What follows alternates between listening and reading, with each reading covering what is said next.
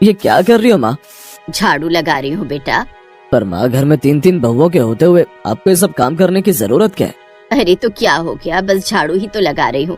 नहीं रुको आप। बबीता, बबीता कहाँ हो? यहाँ आओ जल्दी। क्या हुआ जी? ये क्या है बबीता? माँ काम कर रही है और तुम तीनों कहाँ हो? वो हम लोग टीवी देख रहे थे। अरे पहले काम निपटा लो, उसके बाद देख लेना टीवी। किसने मना किया है? जी, आगे से ध्यान रखेंगे। ये कहानी है शांति और उसकी बहू। पति की मौत के बाद शांति ने बहुत तकलीफें उठाकर अपने चारों बेटों को पाला पोसा था।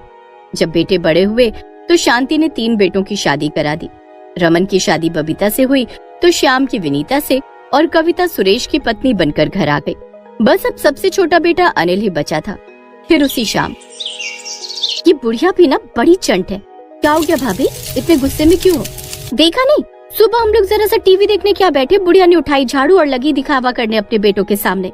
ठीक कह रही हो भाभी, ऐसे करके उन्होंने मुझे भी कई बार डांट पड़वाई है। रसोई में खाना बनाते हुए तीनों बहुएं अपनी सास की बुराई कर रही थी और उधर दूसरे कमरे में चारों बेटे एक साथ बैठे अपनी माँ से बात कर रहे थे। माँ बाप ये सब मत किया करो। हाँ माँ, अगर कोई काम है तो अपनी बहुओं को बोलो ना। ओहो, तुम लोग तो खामखा बहुओं पर बिगड़ गए। पता नहीं क्या सोचेंगी मेरे बारे में। मेरी भाभियाँ बहुत अच्छी है माँ, आपको लेकर कुछ भी गलत ना तो कभी सोचेंगी और ना ही करेंगी। और अब आप भी ये सब चिंताएं छोड़कर बस आराम किया करो। हाँ, बस एक तेरी शादी और करा दूं, फिर तो आराम ही आराम है। शांति ने कुछ ही दिनों बाद अच्छे से देखभाल कर अनिल के लिए भी एक लड़की पसंद कर ही ली। उसका नाम अंकिता था और इस शादी के बाद से शांति के घर का माहौल ही बदल गया।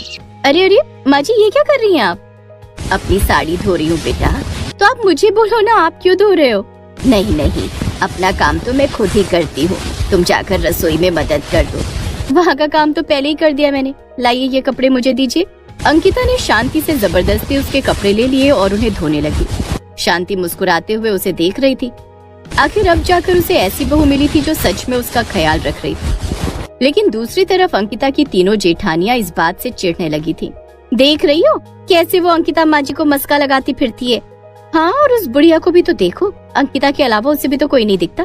हर वक्त उसी की तारीफों के पुल बांधती रहती है। मुझे तो डर है कि कहीं बुढ़िया मरने से पहले सब कुछ उसी के नाम ना कर जाए। अजी ऐसे कैसे? मैं इस घर की सबसे बड़ी बहू हूँ, हर चीज पर सबसे पहला अधिकार मेरा है। वक्त के साथ तीनों बहुओं के मन में अंकिता के प्रति गुस्सा और ईर्ष्या बढ़ रही थी।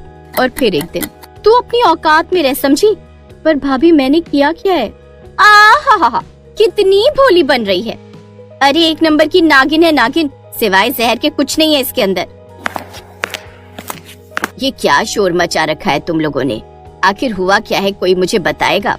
देख लो माँ जी, आपकी लाडली बहू कैसे हम तीनों से लड़ रही है। क्या ये तुमसे लड़ रही है?